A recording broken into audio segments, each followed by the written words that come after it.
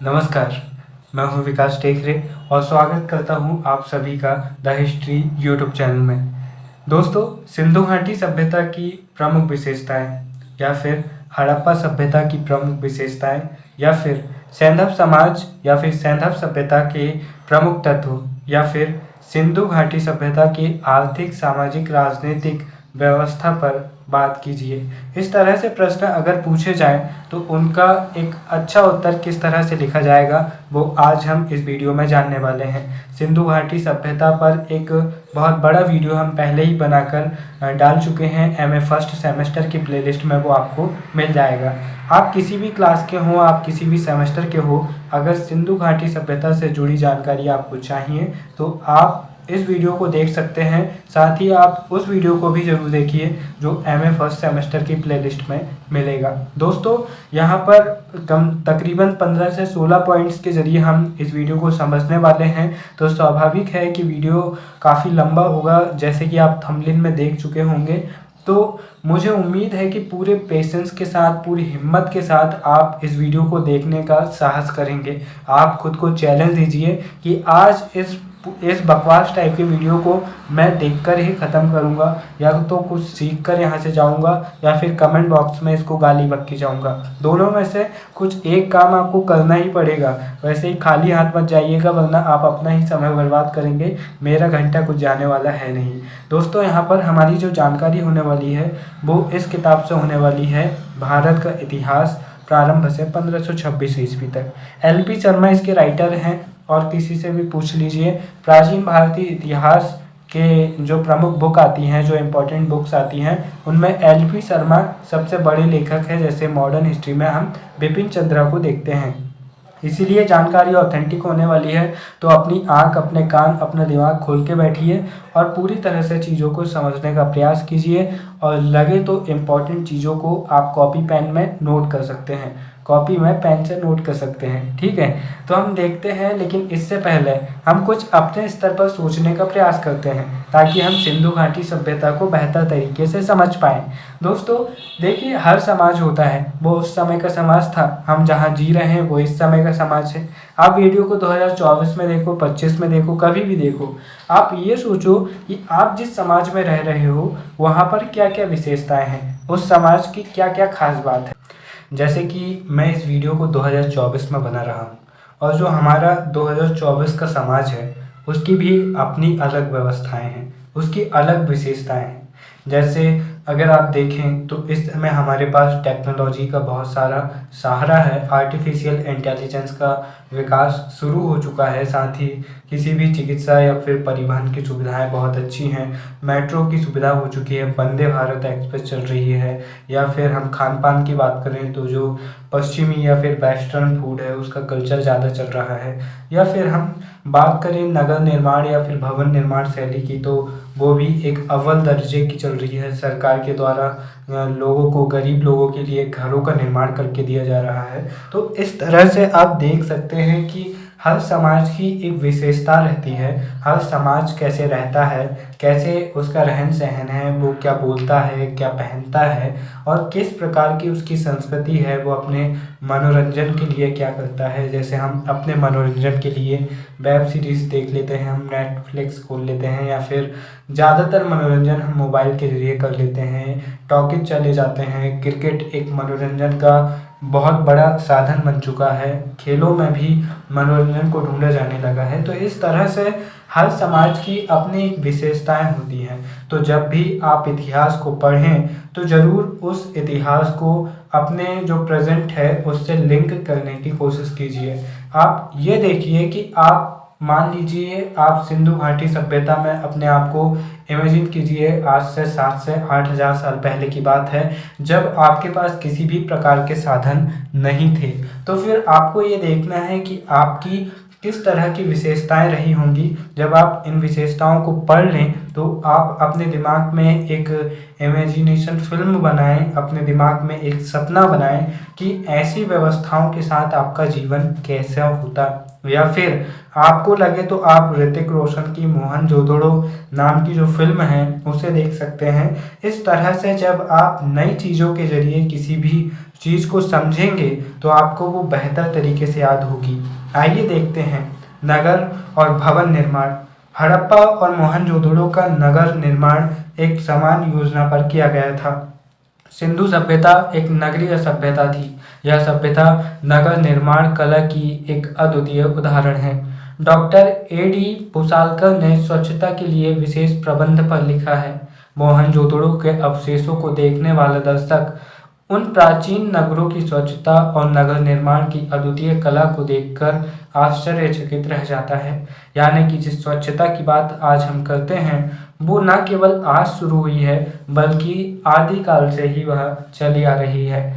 दोस्तों, नगरों की मुख्य सड़कें जो 2.70 सेंटीमीटर से 10.20 सेंटीमीटर तक सेंटीमीटर बोल रहा था, सॉरी माफ़ कीजिएगा, यानी कि 3 से 10.5 मीटर तक की जो चौड़ी है और कहीं कहीं आधे मील तक सीधे गई है और एक दूसरे को समकोण यानी कि इस तरह से काटती है। जैसे आज हम राजमार्ग देखते हैं जो इस तरह से एक दूसरे को काटते हैं, उस तरह से वो काटती थी और जिसमें नगर के विभिन्न भागों में बटे हुए थे। इन भागों में छोटी छोटी गलियां थी जिनके दोनों ओर मकान बने हुए थे। अब मैं जो बोलते जा रहा हूँ ना, आप अपनी आंखों को बंद करके इन चीज़ों को अपने दिमाग में इमेजिनेशन कीजिए कि एक नगर है जहाँ पर अच्छे मकान बने हुए हैं, व्यवस्थित बने हुए हैं। उन मकान से गलियाँ निकल रही हैं, छोटी छोटी सड़कें जो कि हमारे आजकल के मोहल्लों की सड़कों की तरह है। और जो सड़कों की मुख्य बात है वो न घर के सामने न खुलकर घर के पीछे ओर से जा रही है, ताकि बच्चे जब खेलें तो वे रोड पर आकर न खेलें बल्कि घर के सामने की तरफ खेलें। इसीलिए सड़कें घर के पीछे की तरफ से निकल रही है और सभी के हर गली में एक कुआं है ताकि उनकी पानी की व्यवस्था हो जाए और कोई भी मकान मुख्य सड़क को या फिर मोहल्ले की सड़क को नहीं ढक रहा है, वो सड़क से थोड़ा दूर है। और प्रत्येक मकान की नाली यानी कि जो उनका गुसल खाना है, जो उनका बाथरूम है, वहाँ पर से एक नाली सीधे मेन नाली में आकर मिली है जो कि सड़क के किनारे लगातार चल रही है। और जो छोटी छोटी गली की सड़कें हैं वो आगे जाकर बड़ी सड़कों में मिल रही है और फिर जो बड़ी सड़कें हैं वो इस तरह से एक चौराहे में जाकर मिल रही है जो एक दूसरे को क्रॉस कर रहे हैं, एक दूसरे को समकोण काट रहे हैं ताकि सभी गली के लोग आपस में एक दूसरे के घर जा सकें या फिर आसानी से चीज़ों तक पहुंच सकें। तो इनका जो नगरीय प्रबंध था, भवन निर्माण प्रबंध था, आज हम बड़े बड़े कॉन्ट्रैक्टर्स को बुलाकर या फिर बहुत सारे जो वास्तुकार है, डिज़ाइनर्स को बुलाकर भी हम ऐसी व्यवस्था बनाने में कमज़ोर साबित होते हैं जो कि सिंधु घाटी सभ्यता के लोग बड़ी आसानी से बना लिया करते थे। नालियाँ यहाँ पर साफ़ की जा सके और नालियों का पानी नगर से बाहर जा सके, इसका प्रबंध था। और कुछ स्थानों पर कूड़ा डालने के स्थान बने हुए थे, सड़क पर रोशनी का प्रबंध था। अब यहाँ पर आपकी बत्ती जलेगी कि क्या हमको बेवकूफ़ समझे हो कि उस समय पर यहाँ पर इलेक्ट्रिसिटी थी। तो भैया यहाँ पर उस समय भी इलेक्ट्रिसिटी थी और जो बिजली हम यूज़ करते हैं वो वाली नहीं थी। यहाँ पर बड़ी बड़ी मसाल लगा दी जाती थी और उन मसालों मतलब मसाल जो जिनमें आग जलती है वो लगा दी जाती थी और इनसे इतना उजाला तो हो जाता था कि कोई भी अगर रात में गुजर रहा है तो उसे आसानी से रास्ता दिख जाए। तो यह विभिन्न द्वीप स्तंभों के पाए जाने से यहाँ पर ज्ञात हुआ कि यहाँ मसाल भी थी। हड़प्पा और मोहनजोदड़ो दोनों नगर सैंधव सभ्यता की दो राजधानियाँ उत्तरी एवं दक्षिणी ज्ञात होती है। जो मोहनजोदड़ो है और हड़प्पा है, ये दोनों ही इसकी प्रमुख थी। जो हड़प्पा है वो हम देखते हैं लारकाना सिंध प्रांत पाकिस्तान में मिलता है, और जो मोहनजोदड़ो है वो नीचे के साइड में मिलता है। तो ये दोनों ही समृद्ध शहर थे। जैसे आज हम दिल्ली और मुंबई को देखते हैं, तो आज भी हम कई बार कहते हैं कि जो दिल्ली है वो हमारी प्रशासनिक राजधानी है, और मुंबई जो है वो हमारी कौन सी राजधानी, वो हमारी व्यापारिक औद्योगिक राजधानी है। इसी प्रकार से इनके विषय में भी कहा जा सकता है कि ये दो प्रमुख राजधानी थी। हड़प्पा इनकी प्रशासनिक राजधानी, तो मोहनजोदड़ो इनकी औद्योगिक नगरी जिसे हम कह सकते हैं। इसी तरह एक इतिहासकार हुए हैं, उनका नाम मुझे ध्यान नहीं आ रहा है, जिन्होंने कालीबंगा को, जो कि एक समृद्ध शहर था यहाँ पर का, उसे तीसरी राजधानी के रूप में कहा है सिंधु घाटी सभ्यता की। तो जो सिंधु घाटी के निवासियों के भवन निर्माण, अब यहाँ पर से हम भवन निर्माण की बात करते हैं। इससे पहले हमने इनकी सड़क निर्माण की बात करी, अब यहाँ पर से हम भवन निर्माण की बात करते हैं। सिंधु घाटी के निवासियों की भवन निर्माण कला सादा और उपयोगी थी, यानी कि सिंपल थी और बहुत ज़्यादा उपयोगी थी। ना कि ज़्यादा इन्होंने सुंदर बनाया और ना ही ज़्यादा बड़े बड़े महलों और भवनों का निर्माण किया, सामान्य रूप से ये रहा करते थे। यहाँ पर बहुत बड़े बड़े भवन नहीं थे और मंदिर अथवा समाधियाँ नहीं बनाई गई। मोहनजोदड़ो और हड़प्पा में मकान बनाने के लिए केवल ईंटों का प्रयोग किया गया था। यह उल्लेखनीय है कि सिंधु सभ्यता की समकालीन मिस्र की सभ्यता में पक्की ईंटों का प्रयोग नहीं किया जाता था, तथा मेसोपोटामिया में भी इनका सीमित मात्रा में उपयोग था। यानी कि जो हमारी समकालीन की अर्थव्यवस्था थी, सभ्यता थी, वो भी उतनी ज़्यादा विकसित नहीं थी जितनी हमारी सभ्यता थी। और जो अंग्रेज हम पर गुलामी की बेड़ियां हमें बांध कर गए, जो हमें गुलाम बना कर गए, वो इस समय ना जाने कहाँ थे, आदिमानव की तरह जीवन रह रहे होंगे, क्योंकि यूरोप में इस समय की कोई भी सभ्यता हमें नज़र नहीं आती है। तो मेसोपोटामिया में भी इनका सीमित मात्रा में प्रयोग मिलता है पक्की ईंटों का, जबकि सिंधु सभ्यता में ज़्यादातर मकान पक्की ईंटों से ही बनाए जाते थे। मकान 2 मंजिला अथवा उससे अधिक भी होते थे, किंतु जैसे कि हम कह चुके हैं कि यहाँ पर सादापन का ज़्यादा प्रभाव दिखता है, इसलिए ज़्यादातर मकान सिंपल होते थे। सिंधु घाटी में किरथर पहाड़ियों के निकट कुछ स्थानों पर पत्थर से बने हुए मकान और छोटे दुर्गों के अवशेष भी प्राप्त होते हैं। जो किरथर की पहाड़ियाँ हैं कश्मीर से क्षेत्र में है, तो यहाँ पर हमें छोटे छोटे मकान भी मिलते हैं जो कि महत्वपूर्ण रूप से बनाए जाते थे। तो दोस्तों यहाँ पर पहले पॉइंट को समझाने में ही यहाँ पर तकरीबन 11-12 मिनट से ज़्यादा का समय हो गया है, और यहाँ पर 15 पॉइंट्स आपको बताने हैं। तो आप एक अंदाज़ा लगा सकते हैं कि वीडियो आसानी से 1.5 घंटे का होने वाला है। चूँकि आप पहले से ही वीडियो रिकॉर्डेड फॉर्म में देख रहे हैं, तो आपको पता है वीडियो कितना लंबा है। तो प्लीज़ आप चाहें तो स्पीड बना लीजिए, लेकिन वीडियो को पूरा देखिए। इसीलिए नहीं कि मेरे व्यूज़ बढ़ेंगे या फिर मुझे कुछ मिलेगा, लगे तो आप कुछ भी कर सकते हैं, पर इस वीडियो के भले ही स्क्रीनशॉट ले लीजिए, लेकिन चीज़ों को समझिए, क्योंकि चीज़ें समझने के लिए आपको समय देना पड़ता है, और बिना समय दिए कुछ नहीं होता। समय देकर लड़की का चक्कर काटना पड़ता है, लड़के का चक्कर काटना पड़ता है, तब जाकर वो हमारा बॉयफ्रेंड या फिर हमारी गर्लफ्रेंड बनती है। तो बुरे से बुरे काम में भी समय देना पड़ता है, और अच्छे से अच्छे काम में भी समय देना पड़ता है। दूसरे पॉइंट को देखते हैं, राजनीतिक व्यवस्था। इस समय की राजनीतिक व्यवस्था कैसी थी वह हम देखते हैं। 1946 ईस्वी में हुई नवीनतम खोजों के आधार पर यह विश्वास किया जाता है कि वहां पर व्यापारिक कुलीन तंत्र न होकर एक शक्तिशाली केंद्रीय सरकार थी। योजनाबद्ध नगर निर्माण, नापने और तौलने के साधन, समान साधन, योजनाबद्ध सड़कों का निर्माण आदि इस कथन के प्रमाण हैं। विद्वान पिगट के अनुसार शासन की अपरिवर्तनशीलता एक धर्मनिरपेक्ष शासन के स्थान पर एक धर्म शासन का संकेत करती है। जबकि बीबी लाल, अब ये किसकी बीबी थी ये मत पूछना, इनका पूरा नाम और कुछ है। यहाँ पर बी लाल का अनुमान है कि सैंधव काल में कई छोटे बड़े राज्य रहे होंगे तथा प्रत्येक का अलग अलग मुख्यालय रहा होगा, जैसा कि ईसा पूर्व की 6ठी शताब्दी में 16 महाजनपदों की स्थिति में दिखाई पड़ता है। Doctor A.L. बासम ने लिखा है, वास्तव में ऐसा प्रतीत होता है कि मिस्र और मेसोपोटामिया की सभ्यताओं की भांति हड़प्पा सभ्यता एक धर्म राज्य पर आधारित थी, परंतु कुछ विद्वानों ने यह भी कहना है कि संभवतः वह व्यापारी वर्ग का शासन था।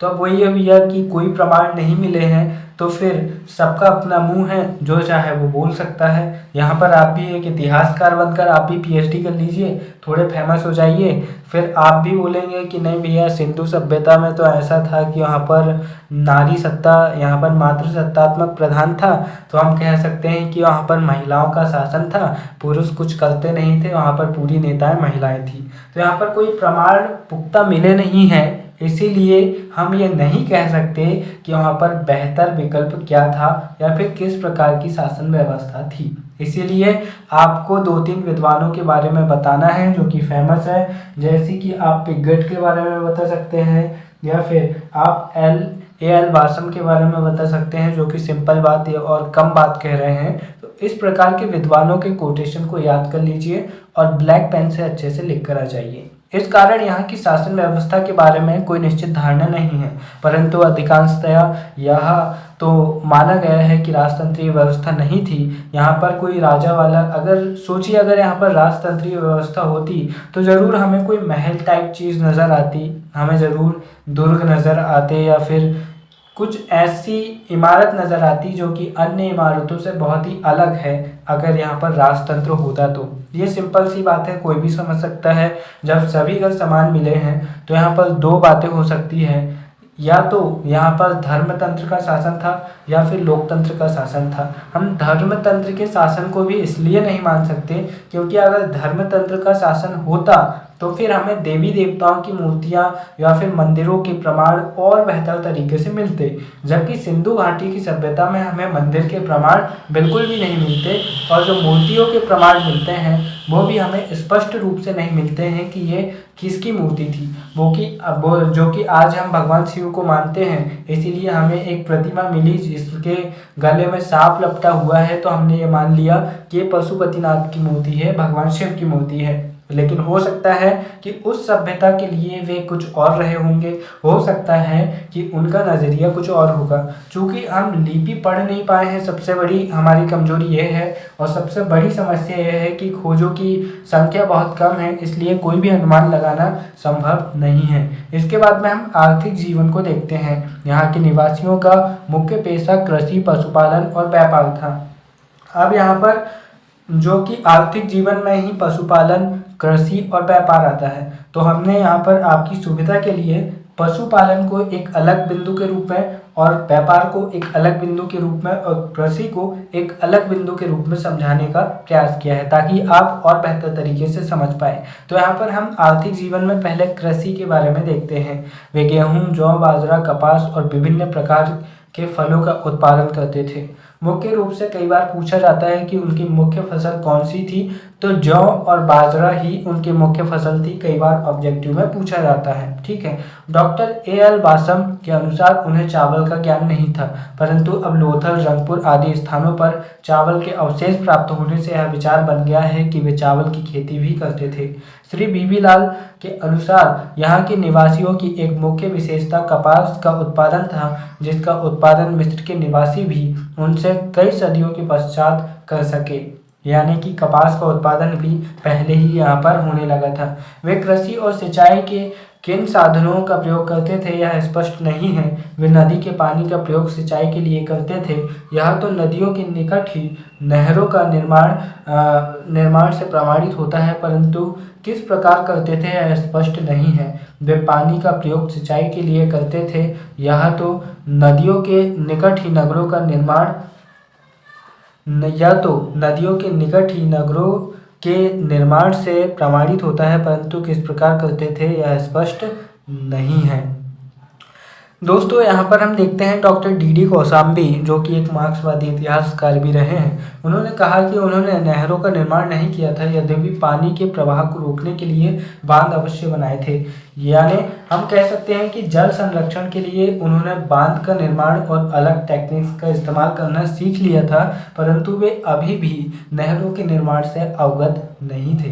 तो इस बात को नोट कीजिए कि सिंधु घाटी सभ्यता के लोग नहरों से परिचित नहीं थे। अब इसके प्रमाण नहीं मिले हैं तब तक ये बात ठीक है, अगर कभी प्रमाण मिल गए तो फिर हमें ये भी समझना पड़ेगा कि नहरें भी थी। अब हम देखते हैं पशुपालन, जो कि आर्थिक का ही एक भाग है। भैंस, गाय, सुअर, कुत्ता, बैल, नंदी, गधा, तोता, घोड़ा, बाज और उनके पालतू जानवर थे।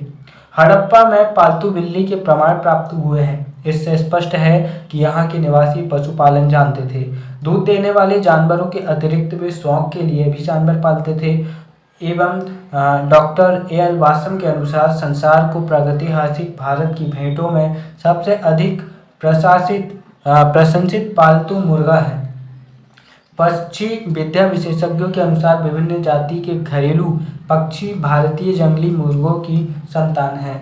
सिंधु घाटी के निवासी मुर्गा पालते थे, ऐसा कुछ अवशेष से सिद्ध होता है। अब यहाँ पर आप इस बात के लिए बुरा मत मान जाना कि भैया सिर्फ मुर्गे की बात हो रही है, मुर्गी कहाँ गई। तो भैया मुर्गा है तो मुर्गी भी होगी, क्योंकि मुर्गा तो मुर्गी के बगैर नहीं रह सकता। तो यहाँ पर मुर्गा मुर्गी दोनों थे और हम कह सकते हैं कि जो जंगली मुर्गे थे उन्हें कंट्रोल इन्होंने किया। और हम ये भी कह सकते हैं कि जो भारत का भौगोलिक क्षेत्र था यहीं पर सबसे पहले ये प्रजाति उत्पन्न रही होगी, जिसके कारण विश्व भर में मुर्गों का प्रसार हुआ। तो चलो ये बात तो अच्छी है कि मुर्गा जो हम कहीं भी जाकर खा लेते हैं वो हमारी ही बदौलत है। हमारी सिंधु घाटी सभ्यता के लोगों ने ही मुर्गों को विश्व भर में फैलाया। वे हाथी और ऊंट से परिचित थे। घोड़ों के भी कुछ अवशेष प्राप्त हुए हैं, परंतु या तो वे विदेशियों के द्वारा यहाँ लाए गए थे अथवा यहाँ के निवासियों को उनका ज्ञान बहुत बाद में हुआ तथा घोड़ा उनके लिए बहुत मूल्यवान रहा। जंगली पशुओं में वे भैंसा, बंदर, भालू, चीता, गेंडा, खरगोश, घड़ियाल, कछुआ और मगरमच्छ से परिचित थे और उनका शिकार करते थे। यहाँ पर हम उन्हीं जानवरों के बारे में बात कर रहे हैं जिनके कंकाल या फिर जिनके अवशेष जो पुरातत्वविद हैं, जो आर्कियोलॉजिस्ट हैं, उन्हें मिल चुके हैं, जिसके कारण हम ये पता लगा सकते हैं कि जो इस समय के समाज था वहाँ पर किस प्रकार के जानवर रहा करते थे और किस तरह के जानवरों से लोग परिचित थे। हो सकता है कि उत्खनन के दौरान और नए जानवर मिल जाए, लेकिन यहाँ पर ये इन्हीं जानवरों से परिचित थे। और भी जानवर रहे होंगे लेकिन उनका ज्ञान इन्हें नहीं था। व्यापार की बात करें तो उनका व्यापार भारत के अन्य भागों और विदेशों से भी था। स्थल मार्ग के अतिरिक्त संभवतः विदेशों से उनका व्यापार जल मार्ग से भी होता था। भारत में कश्मीर, मैसूर और नीलगिरी पहाड़ी के प्रदेशों तथा विदेशों में मिस्र, क्रीट और सुमेर, मेसोपोटामिया आदि देशों से उनके व्यापारिक संबंध थे, जो उनकी संपन्नता का मुख्य कारण था। वहाँ के निवासियों द्वारा भोजन में मैसूर के अतिरिक्त मसूर हो सकता है। ये निवासियों द्वारा भारत में मैसूर के अतिरिक्त यहाँ पर मैं आपको ये समझाना चाहूँगा कि जो विदेशी ये सभ्यताएं थी वो भारत में मैसूर के अतिरिक्त अफ़गानिस्तान और ईरान से सोना चांदी और दक्षिण भारत से अतिरिक्त बलूचिस्तान और अरब से तांबा, बदख्शां से नीलमणि तथा भारत के अन्य भागों से एवं विदेशों से अन्य धातुएं और कीमती पत्थर प्राप्त करते थे। चूँकि ये एक नगरीय सभ्यता थी, सभी संपन्न लोग थे, इसलिए इनका व्यापार अलग अलग क्षेत्रों में फैला हुआ था। कुटीर उद्योग की बात करें तो बढ़ई, कुम्हार, जुलाहा, सुनार, जौहरी, शिल्पी, चिकित्सक, मकान बनाने वाले आदि विभिन्न ऐसे व्यक्ति थे जो उनके विभिन्न व्यवसायों के प्रतीक थे। इन्हें कुम्हार के चाक और बढ़ई के गोल पहिए का ज्ञान था। इस कारण वे बड़े अच्छे बर्तन, खिलौने और यातायात के लिए लकड़ियाँ की गाड़ियाँ बनाते थे, जिन्हें बैल खींचते थे। Doctor AL. वासम के अनुसार हड़प्पा निवासियों ने काष्ठ कला में विशेष योग्यता प्राप्त कर ली थी। काष्ठ यानी कि लकड़ी से विभिन्न प्रकार की चीज़ें बना लेते थे। उन्होंने ऊंचे नीचे दांतों वाले आरे का निर्माण कर दिया था, जिससे लकड़ी काटने में सरलता होती थी। लेकिन इस बात का ध्यान रखिएगा कि इस समय लोहे से ये अनजान थे, इसलिए इस सभ्यता को कांस्य युगीन कहते हैं, क्योंकि यहाँ पर ज़्यादातर जो इस्तेमाल करते थे, ये चाहे बर्तन हो या औजार हो, वे कांसे के होते थे। तांबे, पीतल, सोना, चांदी इनका भी यहाँ पर अस्तित्व था और महत्व था, लेकिन सबसे ज़्यादा कांसे का इस्तेमाल होने के कारण सिंधु घाटी सभ्यता को कांस्य युगीन सभ्यता कहते हैं। सामाजिक जीवन की बात करें तो मैं आपको बता दूं कि सामाजिक जीवन को भी आप कई प्रकार से लिख सकते हैं। सामाजिक जीवन में इनका रहन सहन आता है, सामाजिक जीवन में इनका खान पान, इनके बोलचाल, इनके मनोरंजन की चीज़ें आती हैं। या तो आप उन्हें एक ही पैराग्राफ में लिख सकते हैं या फिर आप उन्हें भी अलग अलग पॉइंट्स में लिख सकते हैं। सामाजिक जीवन की बात करें तो सिंधु घाटी के निवासियों को सामाजिक जीवन जो इनका सामाजिक जीवन था वह सुख सुविधाओं से संपन्न था। नगर निर्माण से जिसमें मजदूरों को भी 2 कमरों वाले मकान प्राप्त थे, उनके सामाजिक जीवन की श्रेष्ठता का पता लगता है। उन्हें जीवन की अन्य सुविधाएं भी भलीभांति प्राप्त थी, यह भी स्पष्ट है। संभवतः उनका समाज विभिन्न वर्गों में विभाजित था। मुख्यतः उनमें 4 श्रेणियां थी। प्रथम बुद्धिजीवी वर्ग, जिसमें पुरोहित, चिकित्सक, ज्योतिषी आदि सम्मिलित थे। द्वितीय में योद्धा वर्ग जो सैनिक वर्ग था, और तृतीय में व्यापारियों, शिल्पियों, कलाकारों आदि का वर्ग, और चतुर्थ श्रमिक वर्ग जिसमें किसान, मजदूर, मछली पकड़ने वाले, गृह सेवक आदि सम्मिलित थे। इन्होंने किसी जाति व्यवस्था का निर्माण किया हो यह प्रतीत नहीं होता। समाज के वर्गीकरण का मुख्य आधार विभिन्न आर्थिक व्यवसाय थे। आज भी हम देखते हैं कि जो आर्थिक आधार पर हम कई वर्गों में बटे हुए हैं। हम निम्न वर्ग, फिर मध्यम निम्न वर्ग, फिर मध्यम वर्ग, फिर उच्च मध्यम वर्ग, फिर उच्च वर्ग, इस तरह से कई प्रकार के वर्ग हम देखते हैं। अर्थशास्त्र में भी हम पाते हैं कि जो समाज के 3 सेक्टर हैं। प्रथम सेक्टर में जो मजदूर आते हैं, कृषक आते हैं। द्वितीय सेक्टर में जो उद्योग आते हैं वो आते हैं। फिर तृतीय सेक्टर में सर्विस सेक्टर, जिसे हम ब्लू कॉलर जॉब कहते हैं, वाइट कॉलर जॉब हम जिन्हें कहते हैं, जो IT कंपनियों के जो नौकर होते हैं, उस प्रकार की जो सर्विस सेक्टर आता है। तो इसी तरह भी इस समय का समाज कार्य के आधार पर बटा हुआ था। लेकिन ये एक दुखद बात है कि इस कार्य के आधार पर बटे हुए समाज को आगे चलकर उत्तर वैदिक काल में धर्म के आधार पर बांट लिया गया, यानी कि जाति प्रथा के आधार पर बांट लिया गया, और इसे ही फिर वर्ण व्यवस्था में बदल दिया गया। तो यहाँ पर सिंधु घाटी सभ्यता में हमें किसी भी प्रकार की वर्ण व्यवस्था का प्रमाण नहीं मिलता। इसके बाद में आप रहन सहन के बारे में लिख सकते हैं, अपने हिसाब से खान पान के बारे में लिख सकते हैं, बोलचाल के बारे में लिख सकते हैं। अब हम यहाँ पर अगला पॉइंट देखते हैं, अस्त्र शस्त्र और सुरक्षा साधन, कि क्या इनके भी कोई सुरक्षा साधन थे। तो खुदाई में विभिन्न प्रकार के अस्त्र शस्त्र प्राप्त हुए हैं जिनका प्रयोग यहाँ के निवासी करते होंगे। उनके मुख्य हथियार कुल्हाड़ी, गदा, भाला, कटार, बिना धार वाली तलवारें और कुछ मात्रा में धनुष बाण थे। यहाँ पर आप सुनिए सभी चीज़ें, लेकिन वही लिख कर आना जो आपको ज़्यादा याद रहे। पूरा रटने की कोशिश मत करना, समय वेस्ट मत करना। संभवतया वे तांबे के बने हुए साधारण कवच और ढाल का प्रयोग भी अपनी रक्षा के लिए करते थे। अधिकांश हथियार तांबे और कांसे के थे, परंतु गदा पत्थर की बनी होती थी। विद्वानों का कथन है कि तीक्ष्ण और आक्रमणकारी हथियारों तथा हड़प्पा व मोहनजोदड़ो में किलेबंदी का अभाव यह सिद्ध करता है कि यहाँ के व्यक्ति शांति प्रिय नगर निवासी थे। परंतु यह विचार पूर्णतया तर्क संगत है नहीं है। यह प्रमाण प्राप्त है किए गए हैं कि सिंधु घाटी के निवासी किलेबंदी करना जानते थे और युद्ध कौशल से अनभिज्ञ नहीं थे। चूँकि हम बात कर चुके हैं इससे पहले ही जो इनका समाज बटा हुआ था, तो पहले ही जो सबसे ऊपर है जो द्वितीय वर्ग है, जहाँ पर योद्धा वर्ग शामिल होता है, जो सैनिक थे। जब द्वितीय वर्ग में सैनिकों को शामिल करते हैं तो इसका मतलब इनके पास एक सैनिक व्यवस्था भी रही होगी। तो इस प्रकार हम कह सकते हैं कि इनके पास एक सैनिक व्यवस्था थी जो कि बेहतरीन थी।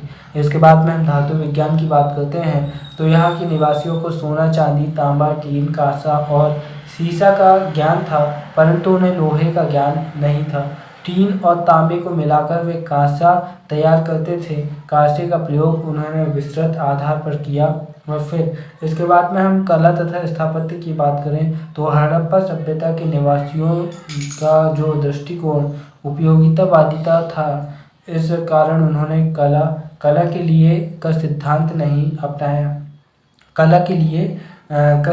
नहीं अपनाया। यानी कि जो कला के प्रति जो कलात्मक चीज़ें हैं उसके प्रति थोड़े से कम नज़र आते हैं। उनकी भवन निर्माण कला इस यथार्थ को सिद्ध करती है। उनकी चित्रकला के अवशेष मकानों पर प्राप्त नहीं होते, जो भी प्राप्त होते हैं वे मिट्टी के बर्तनों पर है। इस प्रकार उन्होंने श्रेष्ठ मूर्तिकला का निर्माण नहीं किया। Doctor A.L. बासम ने लिखा है वे मूलतः कलात्मक व्यक्ति नहीं थे। इसी प्रकार डॉक्टर A.D. भूसालकर ने लिखा है सिंधु घाटी में कला के लिए और और इसके चिन्ह हमें बहुत कम मिलते हैं, यानी कि कला के लिए के चिन्ह बहुत कम मिलते हैं। एक बार फिर बोलना चाहूँगा कि जो डॉक्टर A.D. पुसालकर है, उन्होंने लिखा है सिंधु घाटी में कला कला के लिए के चिन्ह बहुत कम मिलते हैं। परंतु तब भी सिंधु घाटी के निवासी कला के प्रति उदासीन न थे। उनकी कला की श्रेष्ठता उनकी मोहरों और कुछ एक मूर्तियों से स्पष्ट होती है। अब यहाँ पर कुछ इतिहासकार अपना माथा इस बात पर फोड़ते हैं कि भैया अगर ये ज़्यादा कलात्मक होते तो आजकल हम देखते हैं जो गोंड है या फिर ज़्यादातर ट्राइब्स हैं, उनके जो घरों में आप विभिन्न प्रकार की डिज़ाइन देखते हैं, या फिर हम देखते हैं कि बहुत अलग अलग समय में अलग अलग डिजाइन प्रकार के मकान बनाए जाते थे। तो इस समय ऐसा कुछ नहीं था, इसलिए कुछ इतिहासकार इस बात का रट्टा लगाए हुए हैं कि ये कला के प्रति उदासीन थे।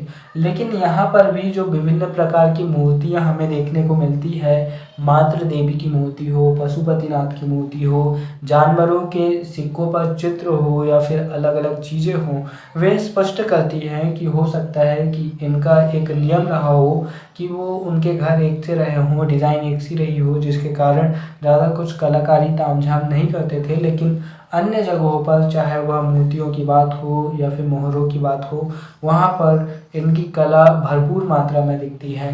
अब हम इनके धर्म पर बात करते हैं। हड़प्पा सभ्यता में पाए गए अवशेषों में से किसी के बारे में यह विश्वास पूर्वक नहीं कहा जा सकता कि इनमें से कोई देव मंदिर भी था, यानी कि यहाँ पर मंदिर के प्रमाण नहीं मिलते हैं। परंतु कुछ मूर्तियों और मुख्यतः विभिन्न मोहरों पर अंकित आकृतियों से हमें यहाँ के निवासियों के धर्म का अनुमान होता है। मातृ देवी अथवा प्रकृति देवी, पशुपति अथवा महायोगी शिव, लिंग योनि पूजा, वृक्ष पूजा, मुख्यतः पीपल, स्वास्तिक अथवा चक्र के रूप में सूर्य, पशु पूजा, मुख्यतः कुबड़ वाला सांड, जो कि जिसे हम रसप कहते हैं, जिसे हम नंदी बैल कहते हैं, जो कि भगवान शिव का वाहन है। अग्नि और जल पूजा यहाँ के निवासियों के प्रमुख देवी या देवता प्रतीत होते हैं। तो यहाँ पर ये विभिन्न देवी देवता थे। इसके अलावा बहुत सारी चीज़ें देख सकते हैं कि यहाँ पर सर्पों की पूजा होती थी, पीपल के वृक्ष की पूजा होती थी, यहाँ पर कबूतरों की भी पूजा होती थी। तो आज भी हम देखते हैं कि अलग अलग प्रकार के जानवरों की पूजा होती है, क्योंकि किसी ना किसी जानवर का लिंक किसी न किसी देवता से ज़रूर है, क्योंकि हमारे देवता ही इतने सारे हैं कि हर जीव फ्री नहीं है कि भैया पहले से ही ऑलरेडी बुक है कि भगवान मेरे ऊपर आके बैठेंगे, इसलिए डोंट मेरे को मत बोलो, इस तरह की बातें हम देख सकते हैं। तो ठीक उसी तरह उस समय भी जानवरों और प्रकृति की पूजा की जाती थी, धर्म से संबंध करके, ईश्वर से लिंक करके। तो आप अलग अलग जानवरों के बारे में भी विवरण दे सकते हैं। मोहरे की बात करें तो हड़प्पा सभ्यता के बारे में ज्ञान प्राप्त करने का मुख्य साधन पकी हुई मिट्टी अथवा पत्थर की प्रायः 2000 मोहरें हैं। इन मोहरों का उपयोग किस कार्य में होता था यह स्पष्ट नहीं है, परंतु इनका प्रयोग मुद्रा यानी कि सिक्के के रूप में नहीं होता था। अब मुद्रा और मुहर में आप अंतर समझ लीजिए। जो मुहर होती है वो मुख्य रूप से सील या स्टाम्प की तरह पर होती है, जो कि किसी भी दस्तावेज पर लगती है। जैसे हम देखते हैं हमारे जो रिजल्ट होते हैं उसमें यूनिवर्सिटी की, कॉलेज की मुहर लगी होती है। इसी तरह से मुहरों का इस्तेमाल व्यापार के लिए होता है, या फिर किसी भी राज्य में जब कोई व्यापारी जाता है तो उस मुहर को दिखाता है कि मैं इस राज्य से हूँ, तो उसे एंट्री मिलती है। तो यहाँ पर शायद इस रूप में मुहरों का इस्तेमाल होता रहा होगा, लेकिन इनका मुद्रा के रूप में मुहर का इस्तेमाल नहीं होता। जबकि कुछ साम्राज्यों में हम देखते हैं कि मुद्रा के रूप में मुहरों का इस्तेमाल भी होता है। तो यहाँ पर सिक्के नहीं मिलते हैं, क्योंकि जो व्यापार होता था वह वस्तु विनिमय प्रणाली के तहत होता था। तो यहाँ मुद्रा सिक्के की भांति नहीं होता था, यह माना जाता है। सबसे अधिक मोहरे सेल खड़ी, ये क्या लिखा है, सेल खड़ी की बनी है। इसके अतिरिक्त कांचली मिट्टी, चर्ट, गोमेट मिट्टी आदि की बनी हुई मोहरे भी हमें यहाँ पर से प्राप्त होती है। तो यहाँ पर लिपि की बात करें तो विभिन्न मोहरों पर एक लिपि के प्रायः 400 चित्र प्राप्त हुए हैं। नवीनतम खोजों के आधार पर भी, जिनमें doctor Waddell, professor Hunter, doctor लैंडगेम और डॉक्टर एस आर राय तथा नवीनतम विद्वानों में इग्बर्ट रिचर्डसन, ओशान, जिन्होंने ऋग्वेद के श्लोकों के आधार पर इसे पढ़ने का प्रयत्न किया है, और श्री राम सिंह सेवरा माफ कीजिएगा, राम सिंह सेवरा की खोजें सम्मिलित है। ऐसा कोई प्रमाण नहीं है जिससे इस लिपि को किसी एक विशेष लिपि के साथ संबंधित किया जा सके। डॉक्टर राय के मतानुसार इनकी भाषा और लिपि का संबंध आर्यों की भाषा और लिपि से है। कुछ समय पूर्व ही महादेवन ने कंप्यूटर की मदद से हड़प्पा सभ्यता की लिपि समझने का दावा किया है। अब ये शंकर महादेवन नहीं है जो गाना सुनते सुनते आपको सब कुछ बता दे। ये इतिहासकार महादेवन है, तो इन्होंने कोशिश की कंप्यूटर के ज़रिए कि इन्होंने हड़प्पा सभ्यता की लिपि को पढ़ लिया है, पर हम कैसे मान लें कि इन्होंने पढ़ लिया है, यही सबसे बड़ी बात है। दोस्तों, अभी तक इस लिपि को पढ़ना संभव नहीं हो सका है, यद्यपि कुछ विद्वान इसका दावा करते हैं, किंतु सर्वसम्मति से इस विषय में कुछ भी नहीं कहा जा सकता है। कुछ के अलावा यह लिपि दाईं से बाईं और लिखी हुई प्राप्त हुई है।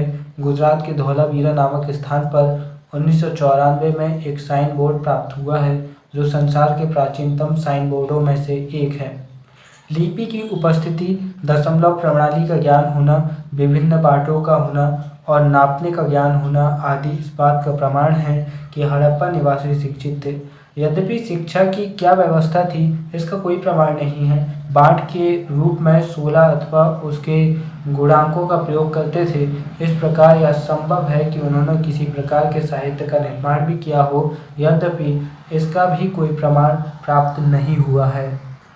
तो इस प्रकार से हमने समझने का प्रयास किया सिंधु घाटी की प्रमुख विशेषताओं के बारे में, और आपसे बस इतना ही कहना चाहूँगा कि अगर आपको वीडियो समझ में आया हो तो ज़रूर इसे शेयर कीजिएगा, और अगर आप सिंधु घाटी सभ्यता के बारे में और जानना चाहते हैं तो मैं उस वीडियो की लिंक डिस्क्रिप्शन में डाल दूँगा और कमेंट बॉक्स में भी पिन कर दूँगा, जिसके ज़रिए आप सिंधु घाटी सभ्यता के बारे में और समझ सकते हैं, और इस तरह से आप सिंधु घाटी सभ्यता से जुड़े किसी भी प्रकार के प्रश्न का उत्तर आसानी से लिख पाएंगे। दोस्तों, मुझे उम्मीद है आपको वीडियो पसंद आया होगा, और वीडियो के अंत में बस इतना ही कहना चाहूँगा। वारेन बफे कहते हैं, पसंदीदा व्यक्ति की आदतें लिखकर आप अपनी आदतें बदल सकते हैं। आपके जो भी आदर्श होंगे, जो भी आपके आइडियल होंगे, आप उनकी अच्छी आदतों को लिखिए और उन्हें अपने जीवन में उतारने का प्रयास कीजिए। फिर मिलेंगे। जय हिंद।